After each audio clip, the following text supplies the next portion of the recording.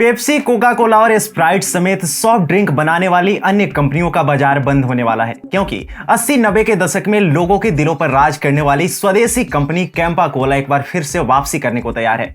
The great Indian test के नाम से आने वाली कैंपा कोला उस दौर में लोगों की पसंदीदा सॉफ्ट ड्रिंक हुआ करती थी। अब यही कैंपा कोला बाजार में एक बार फिर से छाने को तैयार है।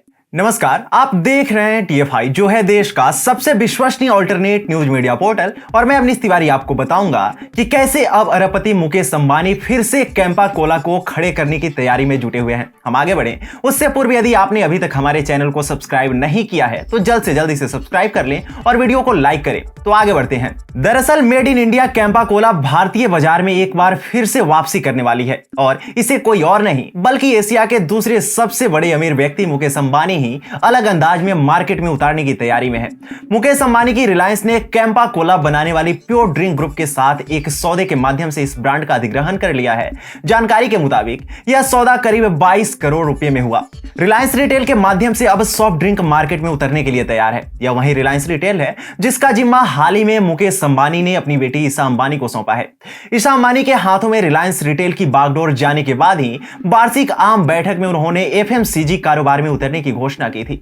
FMCG तेजी से बिकने वाली वस्तुओं का कारोबार होता है। इसके बाद अब रिलायंस रिटेल ने कैंपा कोला का अधिग्रहण कर मार्केट में उसे दोबारा उतारने का प्लान बना लिया है। जानकारी के मुताबिक इसी वर्ष दिवाली तक कैंपा कोला एक बार फिर बाजारों में छा सकती है।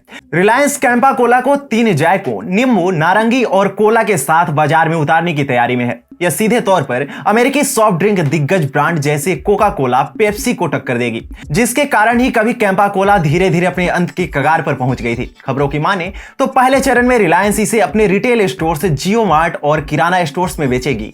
कैंपा कोला के मार्केट में उतरने से सॉफ्ट ड्रिंक कंपनियों के बीच मूल्य को लेकर होड़ भी देखने को मिल सकती है, और इससे ग्राहकों को कम दाम में कोल्ड ड्रिंक भी उपलब्ध हो सकता है। आपको ज्ञात होगा कि कैंपा कोला पहले वर्ष 1977 के दौरान मार्केट में आई थी, जब कोका कोला को भारत में अपना कारोबार समेटने पर विवश होना पड़ा था।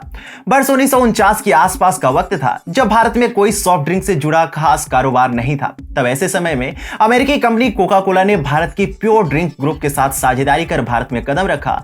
भारत में कोका कोला के लॉन्च और वितरण के पीछे प्योर ड्रिंक समूह का ही हाथ था।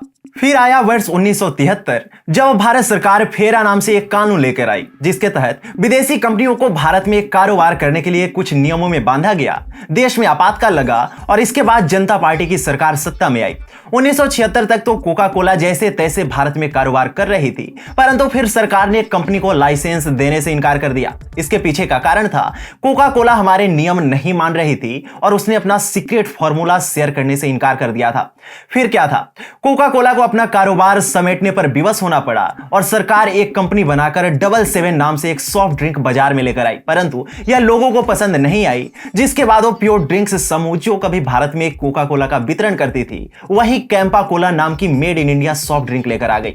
धीरे धीरे कैंपा कोला ने सभी को पीछे छोड़ते हुए भारत में सॉफ्ट ड्रिंक से जुड़े बाजार पर अपना एकाधिकार कायम कर लिया। करीब 20 वर्षों तक कैंपा कोला ने भारतीय बाजार पर राज किया। कई वर्षों तक कैंपा कोला ने जबरदस्त कारोबार किया, परंतु फिर थम्स अप जैसे भारतीय ब्रांड के साथ प्रतिस्पर्धा बढ़ने और उदारीकरण का दौर आने के बाद कैंपा कोला के बुरे दिन शुरू हो गए। 1991 में जब भारतीय अर्थव्यवस्था को दुनिया के लिए खोला गया, तो अमेरिकी कंपनी कोका कोला ने भारतीय बाजार में प्रवेश किया और प्रतिस्पर्धा बढ़ने के कारण कैंपा कोला का कारोबार सिमटने लगा। वर्ष 2012 आते आते कंपनी रसातल में चली गई थी। हालांकि अब भारतीय अरबपति मुकेश अंबानी की रिलायंस ने इसे पुनर्जीवित करने का जिम्मा उठाया है।